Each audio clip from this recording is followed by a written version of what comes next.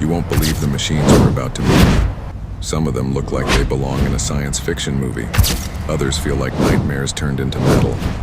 What ties them together is that they were built too big, too loud, or too powerful. The kind of machines that make you wonder if someone skipped a rule book.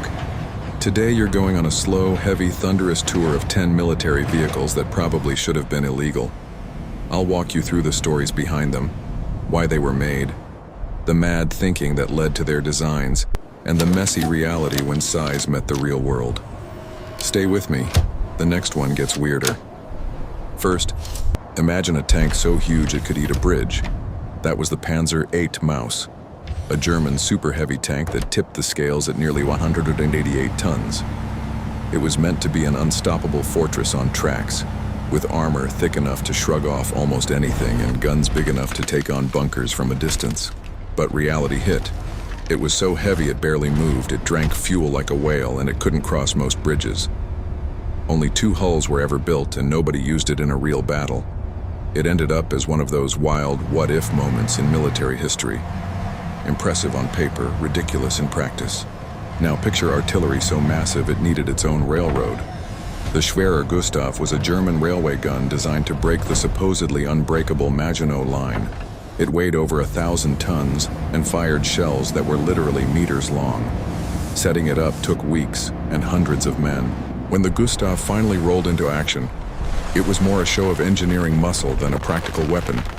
Slow to deploy, vulnerable to air attack, and nearly impossible to move around the battlefield. It was a one-off showpiece that demonstrated how raw size and power can come with terrible logistical costs. Next, you're looking at a machine that reads like a carnival misfire, the Tsar tank. Built in Russia during World War I, it had 2 gigantic front wheels and a tiny rear roller. The idea was bold. Huge wheels could cross obstacles no ordinary vehicle could. The reality was embarrassing. The rear roller sank into soft ground and the whole thing got stuck, never to move again. The Tsar tank is a perfect story about ambition outpacing engineering, a reminder that bigger isn't always better. Switching gears to something modern and coldly efficient, the T-14 Armata. Russia's answer to a next-generation tank was packed with futuristic ideas. An unmanned turret, a crew hunkered safely in an armored capsule, and electronics that promised to change how tanks fight. It pushed the envelope on what a tank could be, but with that power came complexity, cost, and a lot of unanswered questions about reliability and real-world performance. The Armata is the kind of machine you either adore for its ambition or fear for its potential to upend an already terrifying battlefield. Now imagine a tank that runs like a giant roaring beast across modern battlefields. That's the M1 Abrams.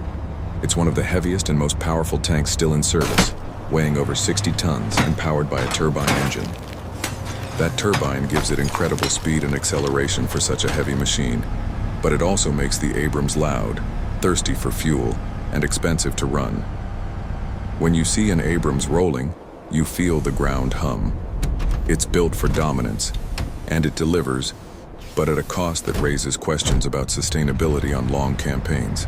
From the ground to the sky, the AC-130 is a flying fortress. Imagine a transport plane transformed into a mobile siege engine, bristling with heavy cannons and sensors. When it arrives on station, it orbits and pours precise, brutal firepower onto targets below. The aircraft's abilities to loiter and deliver sustained fire make it terrifyingly effective, and that's the point. But that same capability makes it a controversial weapon, devastating in the wrong hands and painfully conspicuous in the wrong context. Back on land, there's a weapon system that turns rockets into a close-range inferno, the TOS-1 Buratino. Mounted on a tank chassis, it launches packed thermobaric warheads that create massive overpressure and firestorms over short distances. It's designed to annihilate fortified positions and bunkers, and it does that with grim efficiency.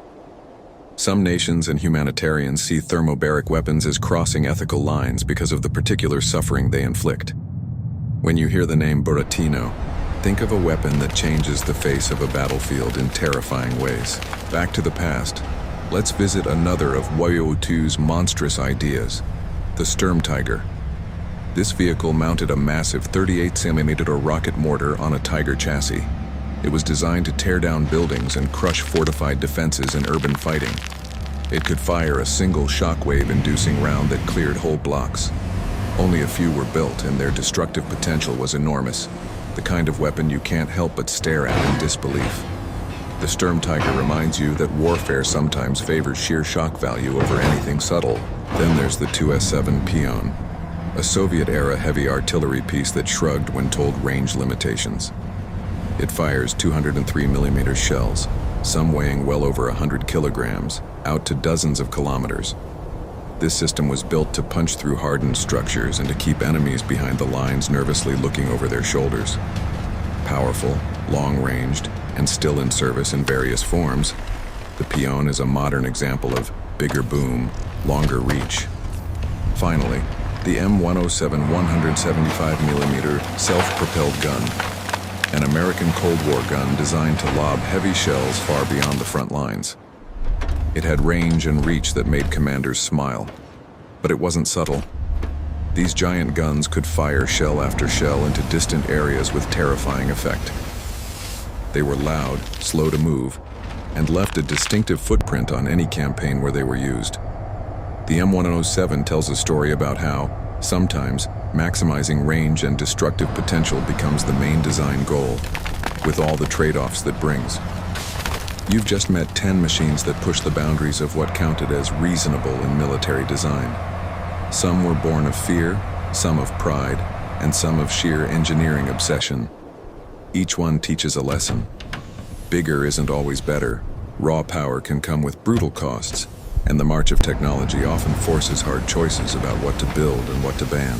If you loved this tour, smash that like button, tell me which machine shocked you most in the comments, and don't forget to subscribe for more deep dive stories about the wildest things humans have built for war. But we're not done. The Maus, Gustav, and Tsar tank are monuments to human hubris and ingenuity. The Armada and Abrams show modern power and complexity, while the AC-130 and TOS-1 show how lethality moved from brute force to precision and specialization. The Sturmtiger and 2S7 Peon remind us that sometimes a single weapon can change an entire fight.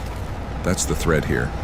All these vehicles stretch a line between ingenious and dangerous. They're fascinating, terrifying, and a little bit beautiful in a warped way. Which one would you outlaw if you could? Tell me below. You might be wondering where these hulks are now. The Maus prototype sits in a museum, a frozen giant you can walk around and marvel at. Gustav disappeared after the war, a ghost in history books with blueprints that outlasted the gun itself. The Tsar tank rusted away, a cautionary tale on a muddy field. Modern machines like the T-14 and Abrams keep evolving, and sometimes fight in current conflicts. Rocket and artillery systems like the TOS-1 and 2S-7 keep being updated because armies still prize their destructive efficiency. War changes, and these machines change with it. But the debates they spark about power, ethics, and practicality last much longer than any single campaign. Here's a wild thought to leave you with. The most dangerous thing about many of these vehicles wasn't just their guns or armor. It was the idea that more size and more power would solve every problem. That idea ignores fuel, logistics, civilian risk, and the simple fact that massive machines are big targets. So if you had to pick one rule to make all wars slightly less terrible, maybe it would be, limit the tools that make destruction too easy to deploy. It's a small thought, but history shows the importance of asking the question. Which vehicle on this list do you think should have never been built? Put your answer in the comments. Hit like if you learned something wild today, and subscribe if you want more stories that look at the edge of human invention. Narrative perspective used. This script speaks directly to you, the viewer, using second-person perspective to keep the voice personal and immediate. Storytelling devices used. I used quick hooks at the start of each segment, curiosity gaps to tease surprising facts, short cliffhangers between entries. The next one gets weirder. Comparisons, big versus practical, and vivid sensory details to make the machines feel present. Best YouTube use case. Ideal video length is 10-14 minutes, pacing fast but allowing 20-30 seconds per entry for visuals and 10-15 second transition teasers. Visuals should mix archival footage, museum shots, schematic overlays, and dramatic sound design. Engine roars, distant explosions, to sell the scale. Narrative perspective note, told in second person, simple language, conversational tone. Storytelling devices note, hooks, curiosity gaps, comparisons, cliffhangers, sensory language, and rhetorical questions. Best YouTube use case note, 10-14 minutes ideal. Tight pacing, mix of archival clips and slow cinematic museum shots. Use on-screen captions for basic specs, and end with an engagement CTA.